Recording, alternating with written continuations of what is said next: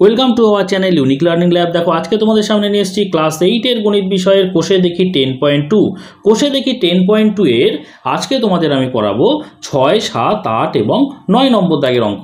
ঠিক আছে, এর আগের ভিডিওতে কিন্তু 1 থেকে 5 নম্বর দাগের অঙ্ক আমি সুন্দরভাবে বুঝিয়ে দিয়েছি। যারা দেখোনি ডেসক্রিপশন বক্সে প্লেলিস্টের লিঙ্ক থাকবে, সেখান থেকে দেখে নিতে পারবে, অথবা এই ভিডিও শেষে যে এন্ড স্ক্রিন আসবে সেখানেও কিন্তু তোমরা লিঙ্ক পেয়ে যাবে, সেখান থেকেও দেখে নিতে পারবে। তো চলো শুরু করা যাক। তো দেখো 6 নম্বর দাগের অঙ্কটা কি বলছে প্রথমে দেখে নিই। একটি কারখানায় 5 অশ্ব ক্ষমতা ও 3 অশ্ব ক্ষমতার দুটি মোটর আছে।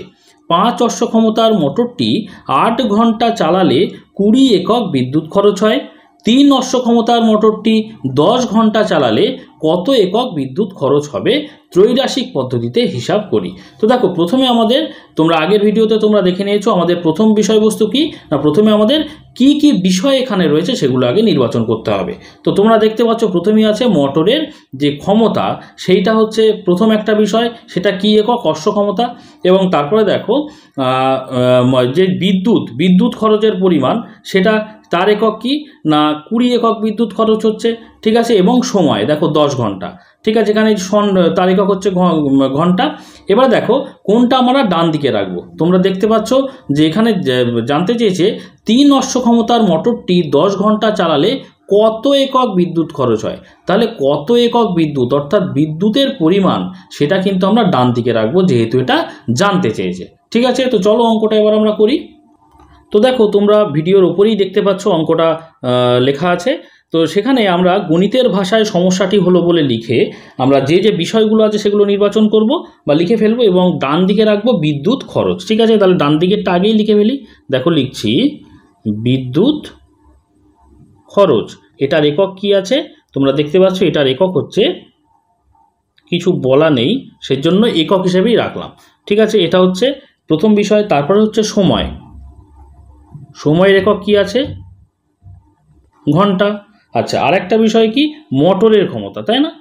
মোটরের ক্ষমতা, মোটরের ক্ষমতার এককটা কি আছে, এর একক হচ্ছে অশ্ব ক্ষমতা, বা ইংরেজিতে বলে হর্স পাওয়ার, অশ্ব ক্ষমতা। ওকে, তো তিনটে বিষয় নির্বাচন করে দেখো তোমরা দেখতে পাচ্ছ যে 5 অশ্ব ক্ষমতা সম্পন্ন মোটর 8 ঘন্টা চালালে বিদ্যুৎ খরচ হচ্ছিল 20 একক। ঠিক আছে, এক্ষেত্রে 5-এর জায়গায় যদি আমরা 3 অশ্ব ক্ষমতা সম্পন্ন আমরা মোটর চালাই এবং সেটা 10 ঘন্টা ধরে যদি চালাই, তাহলে কত বিদ্যুৎ খরচ হবে। তাহলে আমাদের বিষয় নির্বাচন কমপ্লিট, এবং সেখানে যে সংখ্যাগুলো বসানো সেগুলো বসানো হয়ে গেল। তার মানে অঙ্কের অর্ধেক কাজ কিন্তু শেষ। ওকে, এবার আমরা কি করব, এক্ষেত্রে এই যে এদের মধ্যে সম্পর্কগুলো নির্ণয় করব। প্রথমে কার সঙ্গে সম্পর্ক নির্ণয় করব, প্রথমে মোটরের ক্ষমতার সঙ্গে বিদ্যুৎ খরচের সম্পর্ক নির্ণয় করব, তারপরে সময়ের সঙ্গে বিদ্যুৎ খরচের সম্পর্ক নির্ণয় করব। তো দেখো প্রথমে মোটরের ক্ষমতার সঙ্গে দেখো, ভালো করে চিন্তা করো। 5 অশ্ব ক্ষমতাযুক্ত যদি মোটর আমরা চালাই, তাহলে বিদ্যুৎ খরচ হচ্ছিল 20 একক। ওকে, যদি 5-এর জায়গায় 3 অশ্ব ক্ষমতাযুক্ত মোটর আমরা চালাই, অর্থাৎ মোটরের ক্ষমতা আমরা কি করছি, কমিয়ে দিচ্ছি, তাহলে কি বিদ্যুতের খরচ বাড়বে না কমবে? অবশ্যই কমবে। যদি আমরা মোটরের ক্ষমতা কমাই, তাহলে বিদ্যুৎ খরচ কিন্তু কমে যাবে। মোটরের ক্ষমতা বাড়ালে বিদ্যুতের খরচও কিন্তু বেড়ে যাবে। অর্থাৎ মোটরের ক্ষমতার সঙ্গে বিদ্যুতের খরচের কী রকম সম্পর্ক, সরল সম্পর্ক। সেটাই লিখবো 1 নম্বর দিয়ে, যে মোটরের ক্ষমতা ও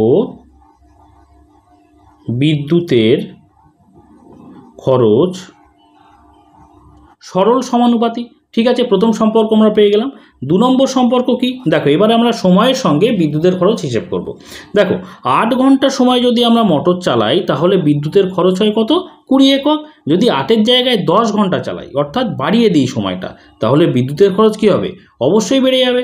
অর্থাৎ এটা যদি সময় যদি বাড়ে বিদ্যুতের খরচ বাড়বে, সময় যদি কমে বিদ্যুতের খরচ কমবে। তাহলে একটা কমলে আর একটা কমছে, একটা বাড়লে আর একটা বাড়ছে, তাহলে এদের দুজনের মধ্যে সম্পর্ক কীরকম, সেটাও সরল সমানুপাতিক হবে। তাহলে লিখে দিই এবারে যে সময় ও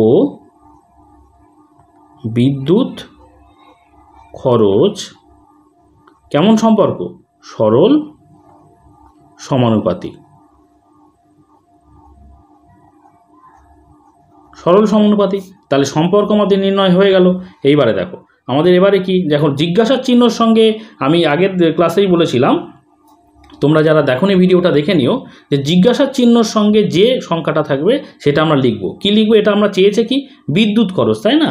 অতএব আমরা লিখব যে নির্ণেয় বিদ্যুৎ খরচের পরিমাণ। নির্ণেয় বিদ্যুৎ খরচের পরিমাণ দেখো, নির্ণেয় বিদ্যুৎ খরচের পরিমাণ এটাই আমাদের নির্ণয় করতে হবে। এই যে জিজ্ঞাসার চিহ্নর সঙ্গে যে সংখ্যাটা আছে সেটা আগে আমরা প্রথমে লিখব, তারপর একটা গুণ চিহ্ন দেব। এবারে দেখো, আমরা এর আগে শিখেছি কি না, যদি সরল সম্পর্ক থাকে তাহলে পরে কি হয়, এই যে সংখ্যাগুলো আছে প্রথমে আছে 5 তারপরে আছে 3, এটা কি হবে না উল্টে যাবে, অর্থাৎ প্রথমে হবে 3 তারপরে 5। যদি ব্যস্ত সম্পর্ক হতো তাহলে একই থাকতো, অর্থাৎ প্রথমে 5 হবে তারপরে 3 হতো। ঠিক আছে, তো যেহেতু এখানে সরল, প্রথমটা সরল দেখতে পাচ্ছ, মোটরের ক্ষমতার সঙ্গে বিদ্যুতের খরচ কি সরল সমানুপাতি, তাই না? তো এক্ষেত্রে যেহেতু সরল সেজন্য এটা উল্টে যাবে, অর্থাৎ প্রথমে 3 হবে তারপরে 5 হবে। বুঝতে পারলে? যদি ব্যস্ত হতো তাহলে কিন্তু একই থাকতো। ঠিক আছে, তারপরে ফের একটা গুণ চিহ্ন দেবো। এবারে দেখো, এই সময়ের সঙ্গে বিদ্যুতের খরচ কেমন সম্পর্ক, দেখো সময় ও বিদ্যুৎ খরচের সম্পর্ক হচ্ছে এটাও সরল, আগের মতো এটাও সরল, তার মানে এটাও উল্টে যাবে, অর্থাৎ উপরে 10 হবে নিচে 8 হবে। ওকে, এবারে আমরা ক্যালকুলেশনটা করব। দেখো এখানে আমরা যদি কাটাকুটি 5 আর 10 কাটি, 5 দুগুণে 10, 4 আর 2 যদি 8 দিয়ে কাটি তাহলে 4 দুগুণে 8, দেখো 4 আর 20 কাটলে 4 5 20। তাহলে দেখো ওপরে কি কি আছে, 3 আর আছে 5, তাহলে 3 5 15। বিদ্যুৎ খরচের পরিমাণের একক এখানে কি বলা নেই, সেজন্য একক হিসাবেই লিখলাম। তাহলে 15 একক বিদ্যুৎ খরচ কিন্তু হবে। এবারে দেখো বইতে কি জানতে চেয়েছে, তোমরা দেখতে পাচ্ছ যে জানতে চেয়েছে কত একক বিদ্যুৎ খরচ হবে। অতএব আমরা উত্তরটা লিখব, অতএব 15 একক বিদ্যুৎ খরচ হবে। ঠিক আছে, এটাই হচ্ছে উত্তর। এবার দেখো 7 নম্বর দাগের অঙ্কটা আমরা করব। কি বলছে এখানে দেখে নেওয়া যাক। গোপালনগরের একটি তাঁত কারখানায় 14 জন তাঁতি 12 দিনে 210টি শাড়ি বুনতে পারেন। পুজোর সময়ে 10 দিনের মধ্যে 300টি শাড়ি যোগান দেওয়ার অর্ডার এলো। সময় মতো সেই শাড়ি যোগান দিতে হলে আরও কতজন তাঁতি নিয়োগ করতে হবে, ব্যাপকতর ত্রৈরাসিক পদ্ধতিতে হিসাব করে লিখি। তো দেখো এখানে জানতে চেয়েছে কি কতজন তাঁতি নিয়োগ করতে হবে, অর্থাৎ তাঁতির সংখ্যা একটা বিষয়, সেই তাঁতির সংখ্যাটাকে আমরা যেহেতু জানতে চেয়েছে তার জন্য ডান দিকে বিষয় হিসেবে লিখব। আর এখানে বিষয় কি কি আছে প্রথমে আমরা দেখে নেব। দেখো প্রথমে হচ্ছে কারখানায় এতজন তাঁতি, অর্থাৎ তাঁতির সংখ্যা একটা বিষয়। আচ্ছা এখানে দেখো দিন সংখ্যা একটা বিষয়, আর একটা হচ্ছে এতটি শাড়ি বুনতে পারেন, অর্থাৎ শাড়ির সংখ্যাও একটা বিষয়। আর আমরা এই 3টে বিষয় পেয়ে গেছি, এবং কোন বিষয়টা ডান দিকে রাখবো, এখানে কতজন তাঁতি নিয়োগ করতে হবে বলেছে, অর্থাৎ তাঁতির সংখ্যাটা আমরা ডান দিকে লিখব। ঠিক আছে, তাহলে দেখো আমরা 7 নম্বর দাগের অঙ্কটা করছি। লিখব কি প্রথমে, গণিতের ভাষায় সমস্যাটি হলো। গণিতের ভাষায় সমস্যাটি হলো, এখানে 3টে বিষয় আমরা পেয়েছি। যে বিষয়টা আমরা ডান দিকে রাখবো সেটা হচ্ছে তাঁতির সংখ্যা, কারণ এটা জানতে চেয়েছে তাঁতির সংখ্যা। ব্র্যাকেটে লিখলাম, সরি এত ব্র্যাকেটে হবে এত জন, তাঁতির সংখ্যা জন। আচ্ছা আর দুটো বিষয় কি, একটা হচ্ছে শাড়ির সংখ্যা আর একটা দিন সংখ্যা। বাঁদিকে লিখলাম দিন সংখ্যা, আর একটা হচ্ছে শাড়ির সংখ্যা, শাড়ির সংখ্যা। শাড়ির সংখ্যা ব্র্যাকেটে লিখলাম টি। ঠিক আছে, তাহলে বিষয়গুলো লেখা কমপ্লিট। এবারে আমরা সংখ্যাগুলো বসাবো। দেখো আর এখানে বলেছে কি না, এখানে বলেছে 14 জন তাঁতি। দেখো তাঁতির সংখ্যার এখানে 14 জন লিখলাম। 14 জন তাঁতি 12 দিনে 210টি শাড়ি বুনতে পারে। তাহলে 10 দিনে 300টি যদি শাড়ি বুনতে হয় তাহলে কতজন তাঁতি লাগবে বলেছে, কতজন তাঁতি নিয়োগ করতে হবে। তাহলে কতজন তাঁতি লাগবে সেটা আমরা নির্ণয় করব আগে। ওকে, তাহলে তারপরে আমরা নির্ণয় করতে পারবো যে কতজন এক্সট্রা লাগছে। এবারে দেখো আমাদের এবারের কাজ কি, বিষয় নির্বাচন তো হয়ে গেল, সংখ্যাগুলোও বসানো হয়ে গেল। এবারের কাজ হচ্ছে যে এদের মধ্যে সম্পর্ক নির্ণয়। প্রথমে দিন সংখ্যার সঙ্গে তাঁতির সংখ্যার সম্পর্ক নির্ণয় করব, তারপরে শাড়ির সংখ্যার সঙ্গে তাঁতির সংখ্যা নির্ণয় করব, সম্পর্ক নির্ণয় করব। তাহলে লিখব এবারে, এক্ষেত্রে প্রত্যেকটা অঙ্কের কিন্তু একই ধরা বাঁধা ছকে কিন্তু হতে থাকবে। তোমরা এর আগের ভিডিও যদি দেখে থাকবে বা এই পরপর করতে থাকবো, তোমরা দেখবে যে প্রত্যেকটা অঙ্ক কিন্তু একই ধরা বাঁধা ছক, সেই ছকেই হতে থাকবে। প্রথমে দেখো দিন সংখ্যা। এখানে 12 দিনে যদি আমরা 12 দিন ধরে কাজ করি তাহলে পরে তাঁতির সংখ্যা লাগছে কতজন? 14 জন। যদি 10 দিনের মধ্যে সেই কাজটি করতে হয় তাহলে তাঁতির সংখ্যা কী হবে? বাড়াতে হবে। দেখো 12 দিনে তাঁতির সংখ্যা 14 জন লাগছে, ভালো করে বোঝার চেষ্টা করো। যদি 12 দিনের জায়গায় আমি দিন সংখ্যা কমিয়ে দিই, যে এই কাজটা তোমাদের 12 দিনের জায়গায় 10 দিনের মধ্যে করতে হবে, তাহলে কি করতে হবে? অবশ্যই তাঁতির সংখ্যা বাড়াতে হবে, নইলে তো এই কম দিনের মধ্যে কাজটা কমপ্লিট করা যাবে না, তাই না? অর্থাৎ যদি দিন কমিয়ে দেওয়া হয় তাঁতির সংখ্যা বাড়াতে হবে, আবার যদি দিন বাড়িয়ে দেওয়া হয় তাহলে তাঁতির সংখ্যা কমাতে হবে। অর্থাৎ একটা বাড়ছে আর একটা কমছে, একটা কমছে আর একটা বাড়ছে। এই যে বিপরীত সম্পর্ক, একে আমরা ব্যস্ত সম্পর্ক বলে থাকি। সেই জন্য লিখব 1 নম্বরে যে দিন সংখ্যা ও তাঁতির সংখ্যা কীরকম সম্পর্ক? ব্যস্ত সম্পর্ক, তাই না? তাহলে ব্যস্তানুপাতি লিখি। দিন সংখ্যা ও তাঁতির সংখ্যা ব্যস্তানুপাতি। ওকে, এটা 1 নম্বর সম্পর্ক। 2 নম্বর সম্পর্ক কি? দেখো এবার শাড়ির সংখ্যার সঙ্গে তাঁতির সংখ্যা দেখব। দেখো 210টি শাড়ি বুনতে 14 জন তাঁতি লাগে। 300টি শাড়ি বুনতে বেশি লাগবে, কারণ আমি যদি শাড়ির সংখ্যা বাড়িয়ে দিয়েছি তার মানে তাঁতির সংখ্যাও বাড়াতে হবে। শাড়ি যদি কম বুনতে হয় তাঁতিও কম লাগবে। অর্থাৎ একটা যদি কমে আর একটা কমছে, একটা বাড়লে আর একটা বাড়ছে, এটা কি সরল সম্পর্ক বিদ্যমান, তাই না? তাহলে আমরা লিখব যে শাড়ির সংখ্যা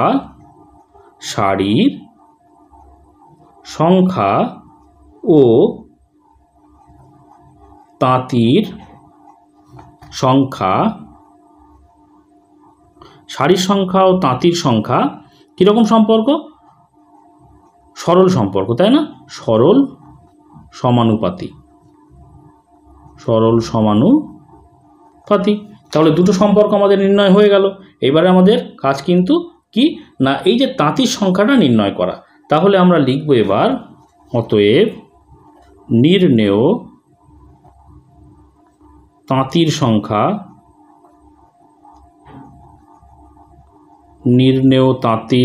সংখ্যা সমান, দেখো জিজ্ঞাসার চিহ্ন সঙ্গে যে সংখ্যাটা থাকবে সেটা আগে লিখে নেব, তারপরে গুণ চিহ্ন দেব।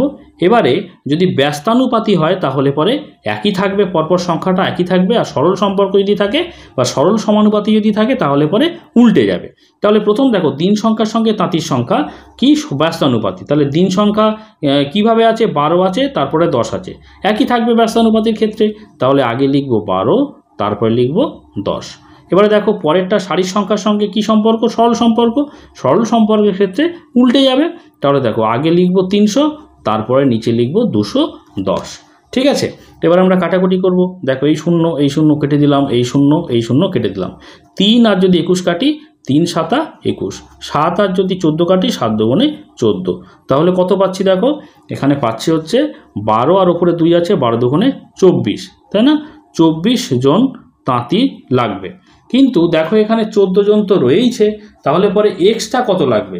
24 জনের মধ্যে 14 জন তো নিয়োগ করাই আছে, তাহলে অতিরিক্ত কত লাগবে সেটাই কিন্তু তোমাদের এখানে বলেছে। বলছে আরও কতজন তাঁতি নিয়োগ করতে হবে। তোমরা উপরে ভিডিওতে দেখতে পাচ্ছ লেখা আছে কি না, আরও কতজন তাঁতি নিয়োগ করতে হবে অতিরিক্ত। ঠিক আছে, তাহলে দেখো লিখবো এখানে কিন্তু বর্তমানে তাঁতি রয়েছে কতজন?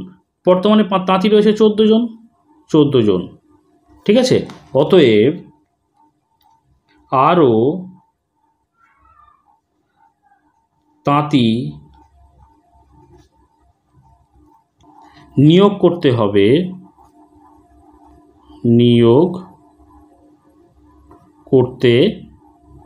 হবে, সমান কতজন? 24 জন লাগবে।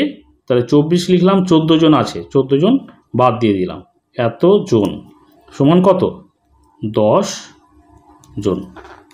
দেখতে পাচ্ছ 24 থেকে আমরা যদি 14 বিয়োগ করি তাহলে কত হচ্ছে? 10 জন। ঠিক আছে, এই 10 জনই হচ্ছে উত্তর। এবার দেখো 8 নম্বর দাগের অঙ্কটা কি বলছে? একটি সংস্থা জাহাজ থেকে 10 দিনে জাহাজের মাল নামানোর বরাত পেয়েছে। সংস্থাটি তার জন্য 280 জন লোক নিয়োগ করেছে। 3 দিন পরে দেখা গেল কাজটির 1/4 অংশ সম্পূর্ণ হয়েছে। আর কতজন লোক নিয়োগ করলে কাজটি সময় মতো শেষ হবে তা ত্রৈরাশিক পদ্ধতিতে হিসাব করি। তো দেখো আমাদের প্রথম কাজ কি? প্রথম কাজ হচ্ছে বিষয় নির্বাচন। তাহলে দেখো এখানে কি কি বিষয় আছে? একটা হচ্ছে দিন সংখ্যা, আর একটা কি, আর একটা হচ্ছে দেখতে পাচ্ছ কতজন লোক, তাই না? তাহলে জনসংখ্যা, আর একটা কি বা লোক সংখ্যা, আর একটা কি কাজের পরিমাণ। দেখো এত অংশ কাজ সম্পূর্ণ হয়েছে, তাহলে আরেকটা বিষয় হচ্ছে কাজের পরিমাণ। তাহলে আমরা ডান দিকে কোন বিষয়টা লিখব? যেটা জানতে চেয়েছে সেটা লিখব। তো কি জানতে চেয়েছে দেখো, আর কতজন লোক নিয়োগ করলে, তাহলে কতজন লোক নিয়োগ মানে লোক সংখ্যা বা জনসংখ্যা, সেটা আমরা ডান দিকে বিষয় হিসেবে লিখব। ঠিক আছে, তাহলে চলো আমরা বিষয়গুলো আগে লিখে ফেলি।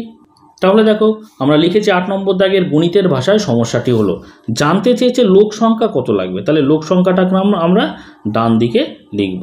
দেখো লোক সংখ্যা ব্র্যাকেটে লিখব জন, জন হচ্ছে একক। আর কি কি বিষয় আছে? আর একটা হচ্ছে কাজের অংশ, কাজের অংশ যেহেতু অংশে দেওয়া রয়েছে ওই জন্য অংশ লিখলাম। আর একটা কি না দিন সংখ্যা, দিন সংখ্যা। ওকে, এই তিনটে বিষয়। তাহলে দেখো প্রথমে কি ছিল? প্রথমে তোমরা দেখতে পাচ্ছ যে 3 দিন পরে দেখা গেল কাজটির 1/4 অংশ সম্পূর্ণ হয়েছে। তাহলে 3 দিন কাজ হয়েছে। ঠিক আছে, কতজন লোক করেছে? 280 জন লোক করেছে। তাহলে দেখো লোক সংখ্যার ওখানে 280 জন করেছে। কত দিন কাজ করেছে? 3 দিন। তাতে কাজের কতটা পরিমাণ অংশ শেষ হয়েছে? 1/4 অংশ হয়েছে। এবারে এখানে বলেছে কি 10 দিনে জাহাজের মাল নামাতে হবে। 10 দিনের মধ্যে কিন্তু কমপ্লিট করতে হবে, তাই না? তাহলে বাকি আছে কত? 3 দিন তো হয়ে গেছে, তাহলে বাকি আছে কত? 10 থেকে আমরা 3 বিয়োগ করলাম, তাহলে বাকি আছে 7 দিন। কাজের অংশ, মোট কাজের অংশ তো 1, তাহলে 1 থেকে যদি আমরা 1/4 বিয়োগ করি থাকছে হচ্ছে 3/4। কেন বলো তো? 4 ভাগের মধ্যে 1 ভাগ হয়েছে, তার মানে 4 ভাগের মধ্যে 3 ভাগ বাকি। দেখো 4 ভাগের মধ্যে 3 ভাগ বাকি, তোমরা বিয়োগ করলে এটা সহজেই পেয়ে যাবে। 4 ভাগের মধ্যে 1 ভাগ হয়েছে, তার মানে 4 ভাগের মধ্যে 3 ভাগ কাজ এখনও বাকি আছে। তাহলে 7 দিনের মধ্যে এই 4 ভাগের মধ্যে 3 ভাগ কাজটা কমপ্লিট করতে কতজন লোক লাগবে? তাহলে আমাদের বিষয় নির্বাচন এবং সেখানে যে যে সংখ্যাগুলো বসাতে হবে সেগুলো করে ফেললাম। তাহলে অঙ্কের অর্ধেক কাজ কিন্তু কমপ্লিট হয়ে গেল। এবারে কি করব? আমরা সম্পর্ক নির্ণয় করব। তাহলে দিন সংখ্যার সঙ্গে লোক সংখ্যার সম্পর্ক, কাজের অংশের সঙ্গে লোক সংখ্যার সম্পর্ক নির্ণয় করব। তাহলে একই রকম ছকে আমরা অঙ্কটা করতে থাকব। যে লিখব এক্ষেত্রে দেখো 1 নম্বর সম্পর্ক কি? দেখো দিন সংখ্যা 3, অর্থাৎ 3 দিনে লোক লাগছে কত? 280 জন। তাহলে যদি সেই একই কাজ করতে 7 দিন সময় দেওয়া হয়, লোক কি লাগবে? লোক অনেক কম লাগবে। 3 দিন অর্থাৎ কম সময়ে লোক যা লাগবে, বেশি সময়ে লোক কি হবে? অবশ্যই কম লাগবে। বুঝতে পেরেছ? তাহলে দেখো এইটা যদি দিন যদি বাড়াই তাহলে লোক কম লাগবে, দিন যদি কমাই লোক বেশি লাগবে। অর্থাৎ বিপরীত সম্পর্ক এদের মধ্যে রয়েছে। বিপরীত সম্পর্ক মানে কি? ব্যস্ত সম্পর্ক বলে আমরা জানি। তাহলে লিখব এইভাবে যে দিন সংখ্যা ও লোক সংখ্যা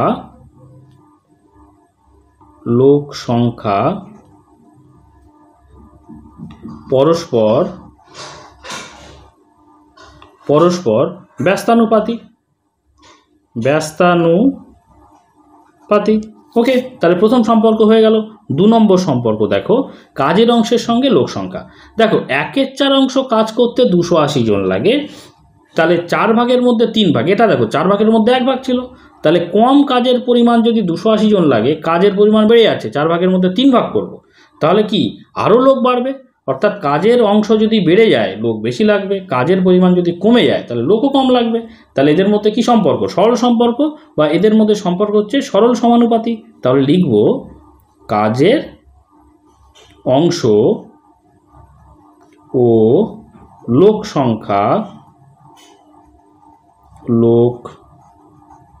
সংখ্যা পরস্পর কেমন? সরল সমানুপাতিক।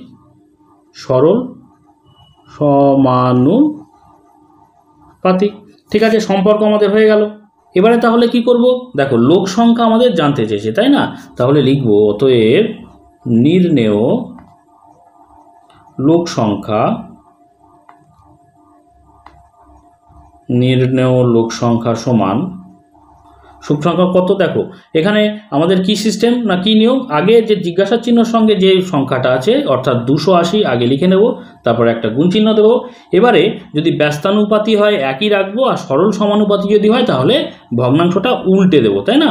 তো দেখো এই যে দিন সংখ্যা, এইটা দিন সংখ্যার সঙ্গে লোক সংখ্যা কি না এরা ব্যস্তানুপাতি, ব্যস্তানুপাতি থাকলে কি হবে একই থাকবে, অর্থাৎ ওপরে 3 যেমন আছে ওপরে থাকবে, আর নিচে 7 যেমন আছে নিচে 7 বসে যাবে, আর তারপরে একটা গুণ চিহ্ন দেবো। এবারে পরেরটা কাজের অংশের সঙ্গে লোক সংখ্যা কেমন, দেখো কাজের অংশের সঙ্গে লোক সংখ্যা সরল সমানুপাতি, তাই না। তাহলে পরে এটা কি হবে, সরল হলে কি হবে উল্টে যাবে, অর্থাৎ প্রথমে 1-এর 4 তারপরে 3-এর 4 না করে কি করব, প্রথমে 3-এর 4 করব তারপরে 1-এর 4 করব। তাহলে উপরে লিখব 3/4 ডিভাইডেড বাই, এটা আগে করলাম তারপরে 1-এর 4টা আমরা নিচে লিখলাম। ঠিক আছে, আমরা এবারে ক্যালকুলেশনটা করব। দেখো এবারে 280 লিখলাম গুণ 3/7 লিখলাম, তারপরে গুণ এই যে 3-এর 4টা আগে লিখে নিলাম। এইবারে ভাগ চিহ্নটা, এটা তো ভাগটা যদি আমরা গুণ করে দিই কি হবে, এই 1-এর 4টা উল্টে যাবে, অর্থাৎ উপরে 4 হবে নিচে 1 হবে, বুঝতে পারলে। এবারে দেখো 4 কেটে গেল, এদিকে 7 দিয়ে যদি আমি কেটে দিই 7 আর 280, 4 7 28, তাই না, এখানে 0 40 হয়ে গেল। এবারে 3 3 9, 4 9 36, অর্থাৎ 360 জন, এতজন হলো লোক সংখ্যা। কিন্তু দেখো এখানে লোক সংখ্যা আছে কতজন, 280 জন রয়েছে, আর এখানে দরকার কত 360 জন। তাহলে পরে অতিরিক্ত কত দরকার, এই 360 থেকে আমরা 280টা বিয়োগ করে দেবো, বুঝতে পারলে। তাহলে আমরা লিখব যে কিন্তু লোক সংখ্যা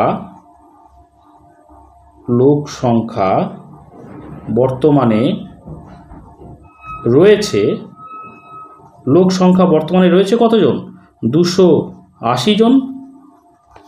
অতএব অতিরিক্ত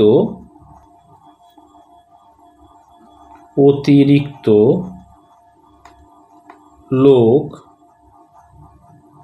নিয়োগ করতে হবে,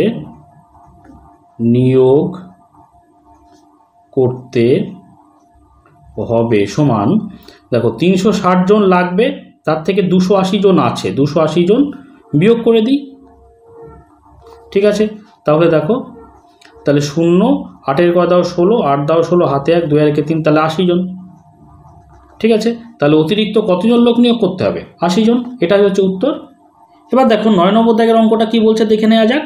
একটি যন্ত্রচালিত তাঁতের ক্ষমতা একটি হস্তচালিত তাঁতের ক্ষমতার 2 × 1-4 গুণ। ঠিক আছে, 12টি হস্তচালিত তাঁত 1080 মিটার দৈর্ঘ্যের কাপড় 18 দিনে তৈরি করে। 2700 মিটার দৈর্ঘ্যের কাপড় 15 দিনে তৈরি করতে কতগুলি যন্ত্রচালিত তাঁত লাগবে তা ত্রৈরাশিক পদ্ধতিতে হিসাব করি। তো দেখো এখানে কি বলছে, হস্তচালিত তাঁতের যে ক্ষমতা সেটা হস্তচালিত তাঁতের চেয়ে যন্ত্রচালিত তাঁতের ক্ষমতা কত গুণ বেশি, 2 × 1-4 গুণ বেশি। এটা আমরা পরে বিচার করব। ঠিক আছে, কিন্তু এখানে যে বিষয়গুলো আগে নির্বাচন করতে হবে সেটা আগে দেখে নিই। একটা দেখো হস্তচালিত তাঁত, এটার সংখ্যা, আরেকটা কি কাপড়ের দৈর্ঘ্য দেখতে পাচ্ছ মিটারে আছে, আর একটা কি দিন সংখ্যা, যে 3টে বিষয় এখানে দেওয়া রয়েছে। তাহলে দেখো এখানে জানতে চেয়েছে হচ্ছে যন্ত্রচালিত তাঁত কতটা লাগবে, তাই না, কিন্তু আমাদের হস্তচালিত তাঁতে আগে অঙ্কটা নির্ণয় করব বা আমরা বের করবো আগে উত্তরটা, তারপরে হস্তচালিত তাঁত থেকে যন্ত্রচালিত তাঁতে আমরা উত্তরটা নিয়ে যাব। ঠিক আছে, চলো অঙ্কটা এবার করি। তাহলে দেখো 9 নম্বর দাগের গণিতের ভাষায় সমস্যাটি হলো, আগে এই বিষয়টা লিখে আমরা বিষয়গুলো লিখে ফেলবো। সেগুলো কি, তাঁতের সংখ্যা আগে যেটা জানতে চেয়েছে সেটা আমরা ডান দিকে লিখব। তাহলে লিখছি দেখো তাঁতের সংখ্যা, এটা ব্র্যাকেটে লিখলাম টি। আচ্ছা এখানে হস্তচালিত বিষয়টা লিখে দিই, হস্তচালিত। কেন হস্তচালিত লিখলাম, কারণ হস্তচালিত তাঁতটা আগে আমরা বের করব, তারপরে যন্ত্রচালিত তাঁতটা এই হস্তচালিত থেকে নিয়ে চলে যাব উত্তরটা। ঠিক আছে, তার কি আছে, আর কি বিষয় আছে, দিন সংখ্যা, আর একটা কি বিষয় আছে, আর একটা হচ্ছে কাপড়ের দৈর্ঘ্য।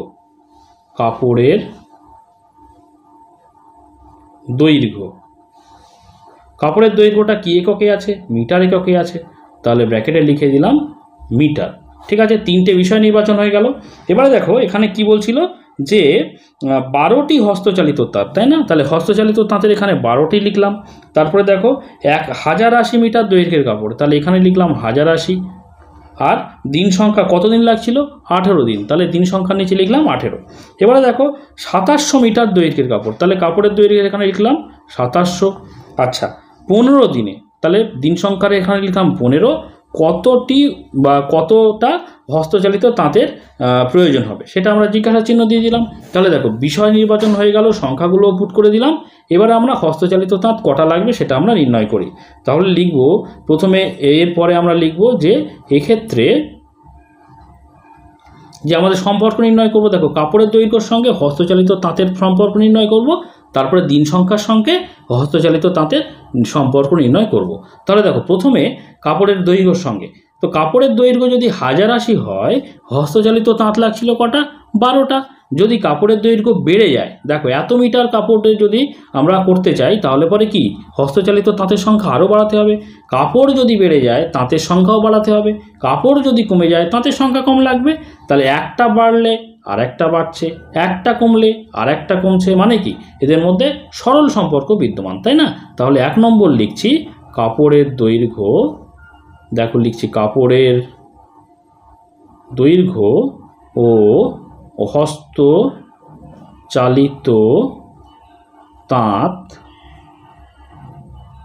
তাঁতের মধ্যে কেমন সম্পর্ক বিদ্যমান? সরল সম্পর্ক বিদ্যমান। সরল সম্পর্ক বিদ্যমান, বা এভাবে লেখা যেত কাপড়ের দৈর্ঘ্য ও হস্তচালিত তাঁত পরস্পর সরল সমানুপাতি, সেটাও লিখলেও কিন্তু হবে। ঠিক আছে, 2 নম্বর কি আছে? দেখো 2 নম্বর দিন সংখ্যা। 18 দিনে একটা কাজ করতে 12টা হস্তচালিত তাঁত লাগছিল, তাহলে 15 দিনে যদি সেই কাজটা করতে হয় তাঁতের সংখ্যা কি হবে? বাড়াতে হবে, কারণ দিন যদি কমে যায় তাঁতের সংখ্যা বাড়াতে হবে, দিন যদি বেড়ে যায় একই কাজ করতে তাঁতের সংখ্যা কম হলেও চলবে। বুঝতে পেরেছো? তাহলে যদি একটা বাড়ে আর একটা কমছে, একটা কমে আর একটা বাড়ছে, তাহলে এটা বিপরীত সম্পর্ক বা ব্যস্ত সম্পর্ক। তাহলে লিখব দিন সংখ্যা ও হস্তচালিত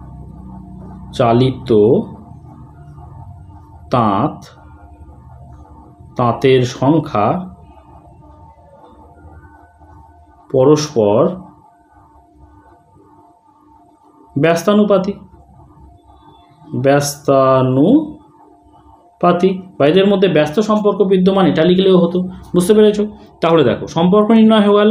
এবারে আমরা কি করব? অতএব নির্ণেয়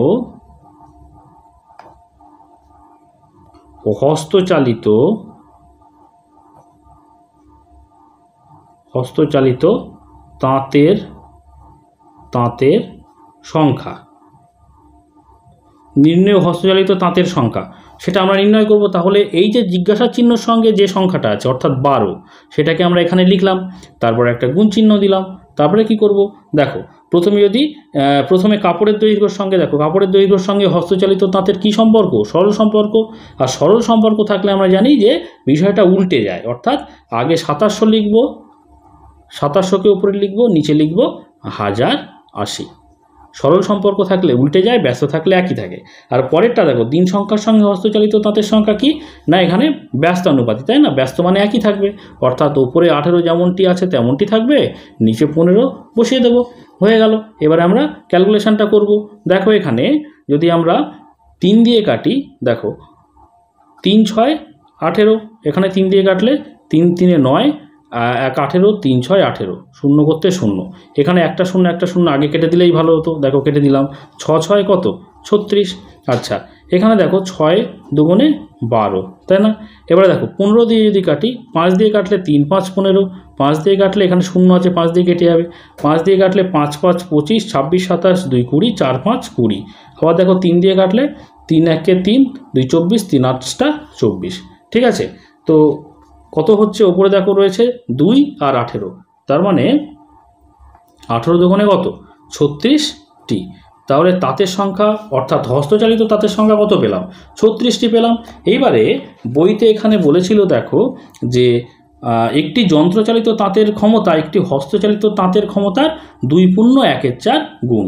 ঠিক আছে, তাহলে পরে আমরা এইভাবে লিখতে পারি যে দেখো 2.1/4 সমান 4 দুগুণে 8 আর 1 কত 9, তাহলে 9 4টি হস্তচালিত তাঁত সমান একটি যন্ত্রচালিত তাঁত। এটা আমাদের বলে দিয়েছে বইতে, তাই না? যন্ত্রচালিত তাঁত, একটি যন্ত্রচালিত তাঁত। ওকে, তাহলে পরে আমরা ঐকিক নিয়মে করব, অর্থাৎ একটি হস্তচালিত তাঁত সমান, দেখো 9 4 1 চেয়ে বড়, কেন বলো তো? কারণ উপরে দেখো বড় সংখ্যা, নিচে ছোট সংখ্যা, অর্থাৎ লব বড়, তার মানে এই সংখ্যাটা বড়। তোমরা দেখতে পাচ্ছ 2 × 1 = 4 থেকেই 9 4 হয়েছে, তার মানে এটা 1 চেয়ে বড়। তাহলে পরে 1 কমে গেছে, এটা 1 নিচে চলে আসবে, তাহলে 1 নিচে চলে আসবে, 9 4 সমান কত হবে? অর্থাৎ উল্টে যাবে, অর্থাৎ 4 9 হয়ে যাবে যন্ত্রচালিত তাঁত। একেবারে করে দিলাম এখানে। আচ্ছা, এবারে 36টি হস্তচালিত তাঁত তাহলে কটা যন্ত্রচালিত তাঁতের সমান হবে? তাহলে 1 জায়গায় লিখব কত? 36টি হস্তচালিত তাঁত সমান 4 9 এখানে ছিল, তার সঙ্গে গুণ হয়ে যাবে 36। ঠিক আছে, তাহলে 9 আর 36 কাটলে 4 9 36, অর্থাৎ কত হচ্ছে? 4 4 16টি 16টি যন্ত্রচালিত তাঁত। ওকে, 16টি যন্ত্রচালিত তাঁত। তো এখানে জানতেই চেয়েছিল যে, দেখতে পাচ্ছ যে 15 দিনে তৈরি করতে কতগুলি যন্ত্রচালিত তাঁত লাগবে। তাহলে আমরা উত্তরটি লিখব, অতএব নির্ণেয় যন্ত্রচালিত তাঁতের